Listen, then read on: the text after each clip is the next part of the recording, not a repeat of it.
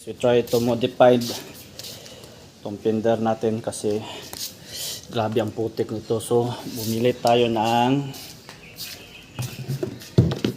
fender extension. This mura lang to, yung mura natin bilhin, hindi po yung mahal. So dito yan, lagyan natin ng extension, tsaka siguro matanggal natin to para ganun siya. Yan, totally fit. Yan. Tapos ang gamitin natin yung sa raider na push pin para hindi matanggal, tatlo. At saka pagtanggal nito, i-press lang natin ang long nose to nito para matanggal doon sa may fender nya. Sorry ayan, natanggal ko na kasi. See the result na lang mamaya. Guys, try na natin nakabit slick. Yan, push pin lang para maganda tingnan. Hopefully hindi masabit ang gulong.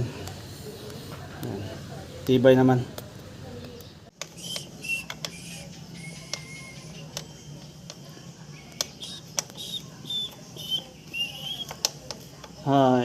Goods naman siya. Ang fender extension di naman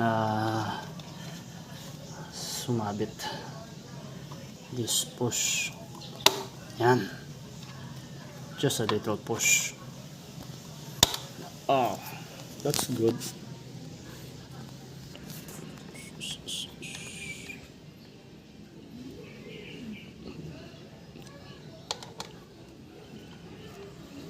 Perfectly tight.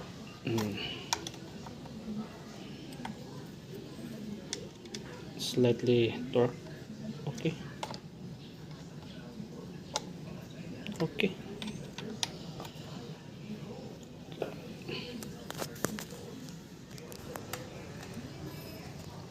Next side. Oops.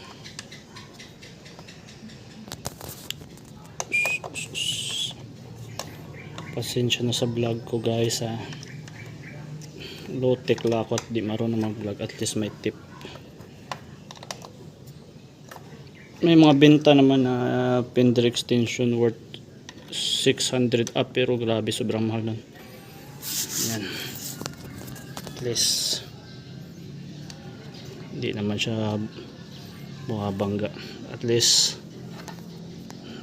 nasasalo yung putik, hindi dyan madiretso yung dumi-dumi, no? Thanks, goods.